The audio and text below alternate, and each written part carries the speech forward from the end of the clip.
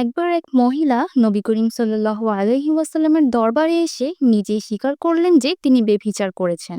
তিনি বললেন, ইয়া রাসূলুল্লাহ, আমি বেভিচার করেছি, আমাকে শাস্তি দিন। রাসূলুল্লাহ সাল্লাল্লাহু আলাইহি ওয়াসাল্লাম প্রথমে তার থেকে মুখ ফিরিয়ে নিলেন, কিন্তু মহিলা বারবার ফিরে এসে নিজের অপরাধ স্বীকার করতে থাকলেন।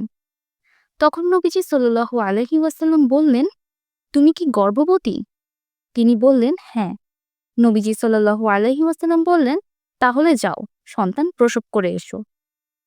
তিনি সন্তান প্রসবের পর আবার ফিরে এলেন। তখন রাসূল সাল্লাল্লাহু আলাইহি ওয়াসাল্লাম বললেন, তুমি সন্তানের দুধ ছাড়ানো পর্যন্ত অপেক্ষা করো। সন্তান দুধ ছেড়ে দিলে সে আবার ফিরে এলো। তখন নবীজি সাল্লাল্লাহু আলাইহি ওয়াসাল্লাম ইসলামী বিধান অনুযায়ী তার শাস্তি কার্যকর করলেন। এরপর সাহাবীরা কেউ কেউ কঠিন মন্তব্য করতে থাকলেন। তখন রাসূল সাল্লাল্লাহু আলাইহি ওয়াসাল্লাম তাদেরকে থামিয়ে দিয়ে বললেন, তোমরা জানো না, এই মহিলার তাওবা এমন মহান যে যদি একটি গোটা শহরের লোকের ওপর তা বন্টন করে দেওয়া হতো তাহলেও তা তাদের জন্য যথেষ্ট হতো। এই ঘটনা প্রমাণ করে যে ইসলামের তাওবা একটি এত বড় দরজা যা গুনাহের অন্ধকার থেকে যে কোনো মানুষকে আলোতে ফিরিয়ে আনতে পারে।